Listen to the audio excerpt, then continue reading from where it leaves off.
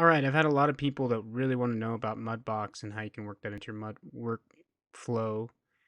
And so I've already made a couple other videos, but I'm going to go back here and just show some of the basics of Mudbox to work into your architectural projects. So when you open Mudbox, it gives you an option to start with basic models. And I started with the plane. And first off, a few navigation tools. So if you hold down Alt and then use the left mouse button and drag around, that's how you tumble.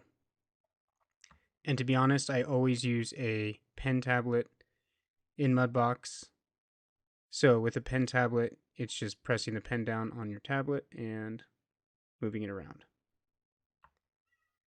The next thing is Alt and right click and hover over your pen tablet if you're using a pen tablet. You can do it with the mouse as well, and that's just moving the mouse up and down while holding the right button. I highly recommend using a pen tablet in Mudbox though. It's a lot better. Okay, so that's that. And then pan is Alt, middle button, held down. If you're using a pen tablet, you hover just over the tablet surface with your pen and pan. So it's basically just Alt, left, middle, or right buttons. And with the pen tablet, the middle and right buttons, you always hover over the surface instead of actually touching it. But to tumble, you put the pen right on the tablet. So those are basic navigation tools. Over here, we have our layers panel. And this is important. If you hit Shift D, you can see that model will be tessellating, and it'll tell you how many faces you have. And this is the basic premise of Mudbox, that you get super high poly objects and you carve in them while they're high poly. And then you can either export it as high poly, or you can export displacement maps and normal maps, as I'll show you in later videos. But that's the idea. So Shift D is what tessellates it more. So you can see we're now at 1.6 million polys, which is quite a bit. Now, if you page up and page down, you go down levels. So you can see I'm going down levels and that tessellation is disappearing. If you create a new layer on a certain level, then you can only carve on that level of detail. So this is created on level 3. If I page down to another level, I can no longer carve on it. You cannot sculpt on the selected layer. Okay, so I have to page back up to level 3 of detail, and then I can carve again. So that's how that works. And these you can turn on and off like in Photoshop. You can even turn up and down their strength like that. So these layers, think of them like Photoshop layers. You want to keep different parts of your sculptures on different layers so that you can always go back, and you can even do masking and erasing of certain layers and all that kind of thing like Photoshop. Okay, these are your brushes down here. The basic one is just the sculpt brush, and you're going to want to use these settings for the brush over here. So size is important. You can see that circle is the size, and the strength is how much that's going to come up when you sculpt it. Okay, now the hotkeys for that are just holding down B and moving your mouse up and down. That's adjusting the size. If you hold down M and move your mouse up and down, that adjusts the strength. So learn those, get used to them, because that will save you a ton of time. So if I go about here and here and start sculpting, you'll see how that looks. And you can see all that weird kind of artifacting going on in there. That's not a clean sculpt because we're not at a high enough level. So you'll see as I go higher, page up, page up, page up, page up. Now we can get some really clean. Oh, need to create a new layer on that level. And now you can create really smooth, nice sculpts. Just like that. You can see it's sculpting symmetrically right now. That is because mirror X is on. You can also mirror it on the Y. That's not going to help us though. You can mirror it on the Z. So carve down here. So these are all your brush settings over here. You undo that. Now a couple more things about the brush. You can go through all these settings here. Stamp spacing, steady stroke does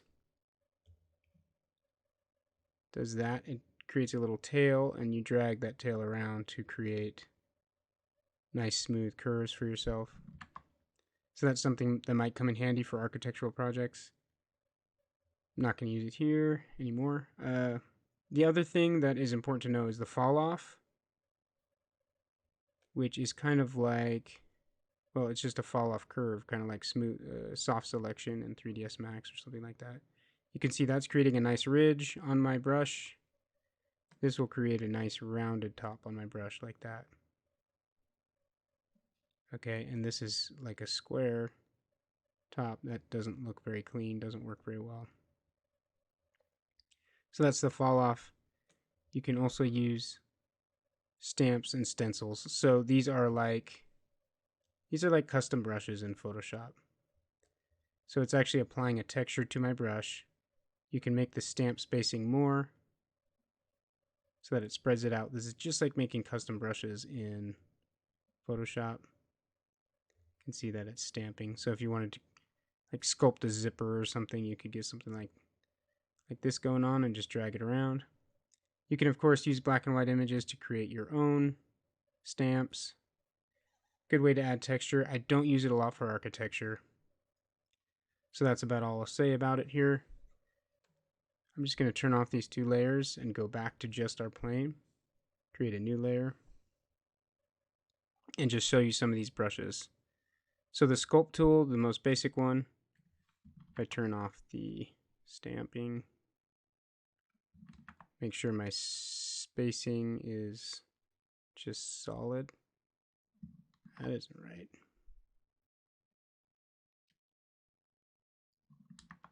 Make sure my Falloff is correct. Okay, now everything's nice and smooth. Okay, so that creates that kind of thing. Now smoothing is an important thing. In any brush in Mudbox, if you hold down Shift and paint over what you've done, then it smooths it. You can see that edge smoothing right there. Or you can go into the smooth brush. Make it real powerful. Make it real big. Start smoothing. Computer has a hard time processing that. That takes some processing power there. Quick things about these tools. The ones I use for hard surface modeling, the ones that most people use for hard surface modeling for like architectural details and things like that, the wax one is the one I really like. And that's like adding clay onto your sculpture. I want a little more strength there. So that's kind of equivalent to adding on clay. You can see it's building up. You can hold down Shift to smooth out any rough edges you have there. Smooth that out. You can also use the pinch tool to sharpen. Oops. Make sure I grab it to sharpen this ridge here so that it's nice and crisp like that. That's just squeezing those together.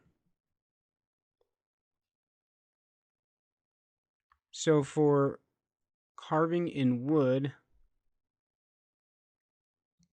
like the chair in the promo video, the classical chair, I use the wax tool for that.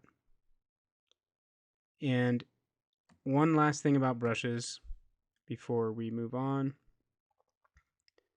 is that if you hold down Control, it does the inverse of that brush. So now it's like taking clay away. So it's like the wax tool, but the opposite of it. So I use that a lot too. If you hold down shift, it smooths. So shift and control are important when you're in any brush tool. And that works across the board for all the different brushes. So a lot of these brushes, their names are self-explanatory. Experiment with them. There's an erase tool here to erase specifically that layer of sculpting. That's why layers are important. Like I said, you can mask things. But I would recommend experimenting with these brushes. But those are the basic things you need to know. Those are the tools I use in Mudbox for architectural type stuff. And going through this video hopefully will help you as I move forward and show you a few demonstrations of things that I use this for.